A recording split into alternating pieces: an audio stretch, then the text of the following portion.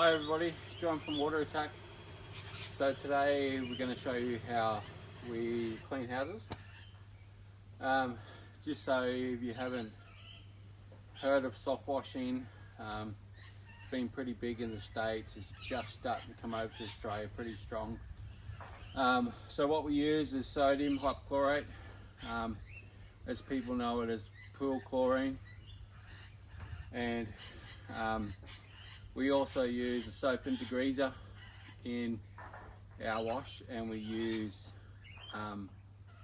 we use an upper wash which is fragrance with the smell, and we use a degreaser which helps break dust and grime and stuff that builds up off like traffic ways and whatnot. Depends where your house is located, but the soap helps break down the cobwebs.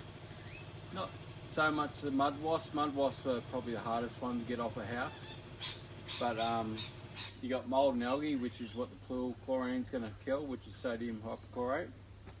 We did a little test patch here, so we had to bump it up a little bit because this one's pretty heavy on there. So what we'll do is soak it down. There's nothing to protect here because it's all rocks on the ground, so we don't have to wet anything down to protect anything because there's all rocks there. So we're just going to do half the house so you can get an idea.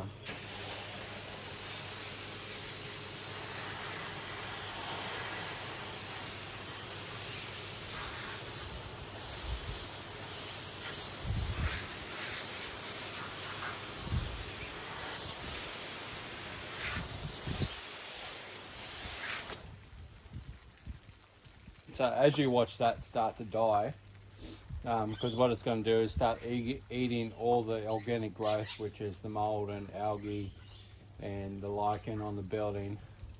We spray down the screens and the windows because all that's going to grow on your screens and windows, especially when you open your windows, because you've got to remember algae is an air-based spore, so it'll travel due to the air in the area. So as you can see, it's starting to clean really good. This is like pretty bad. This is up in Mapleton, so you get heavy fogs and dews. So this is why this is pretty bad, and it's covered around trees. So generally your house is not normally this dense, but it does happen.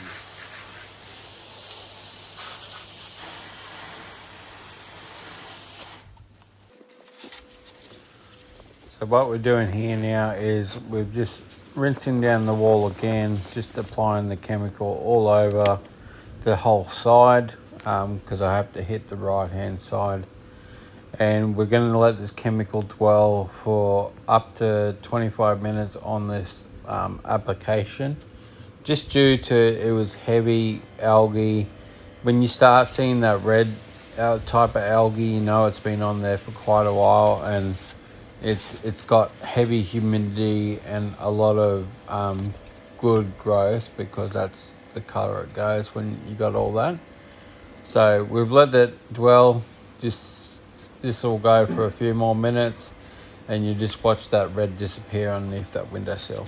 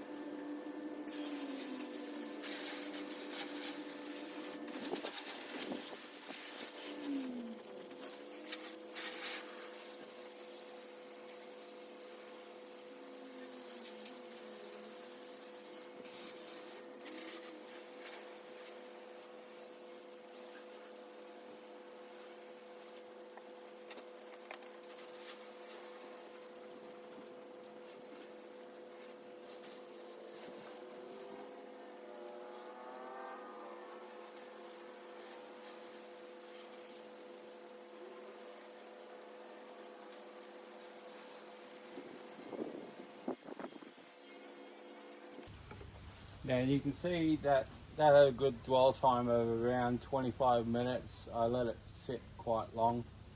We got a little bit of staining left up in that underneath that window.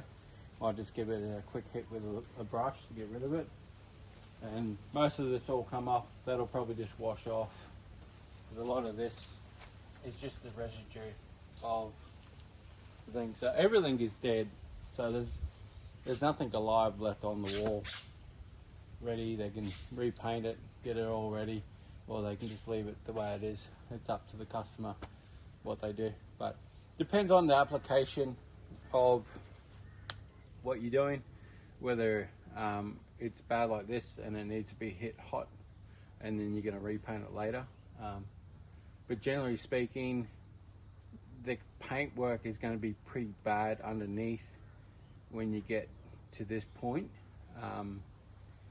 Chemical is only going to excel the damage, maybe a little bit of oxidization, but that's already there on the wall. You just can't see it because of the algae. So now that we've taken the algae off, you're going to see what damage is actually being done to the wall from the organics eating the paint layer away.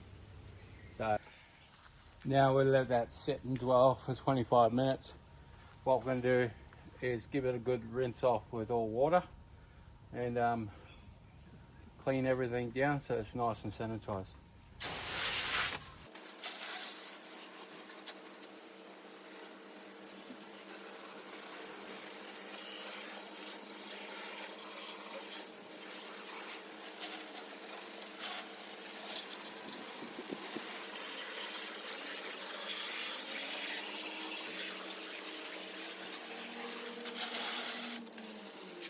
That wall nice and clean.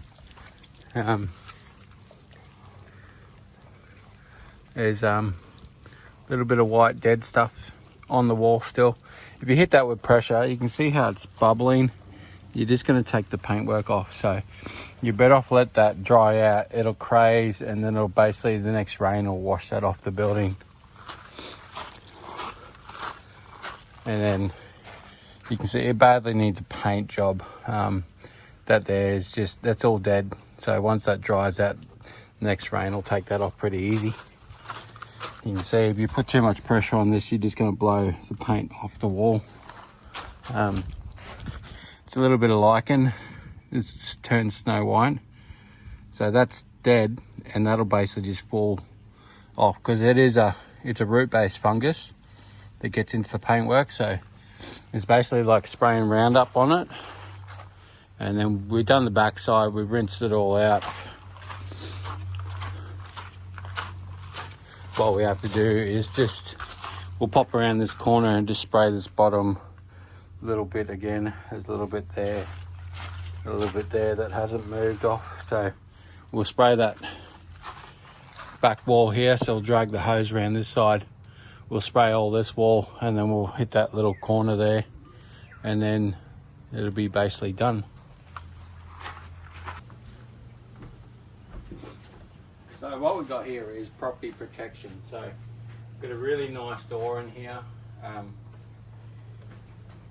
We've taped it up. The wind's blowing this apart.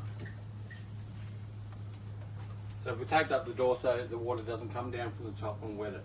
So what we want to do is we're going to spray this side of the door, this side, and from the top out. So we protect that timber door. You don't want to get chlorine on there because it's just going to bleach it. And then you got paintwork that you're going to have to do. So protect the door at all costs.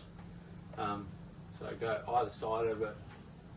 And what we're going to do is we're going to wet down all these plants on the end here. Just soak them down with water.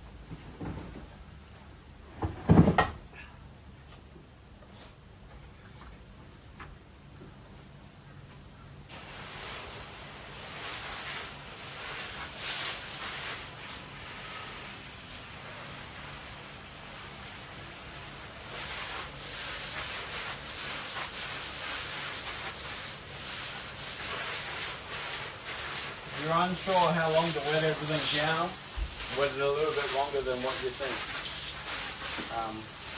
Not going to matter too much with the house wash. House wash is pretty mild for plants.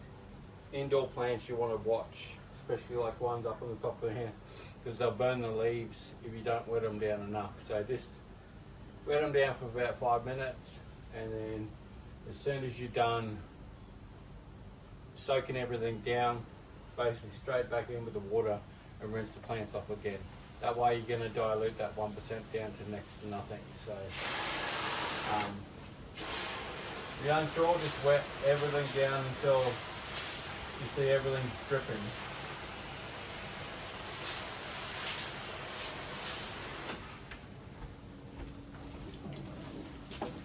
I move these plants on the end because I've got to drag the hose around that corner and I don't want to knock any pots over. Last thing you want to do is knock your owner's pots over because you can move anything. So that'll get me down around the corner. We're going to hit that bad wall first because in here is not too bad, so we're going to hit this with a 1%. Around there we're going to hit it with maybe a 4% because it's pretty bad.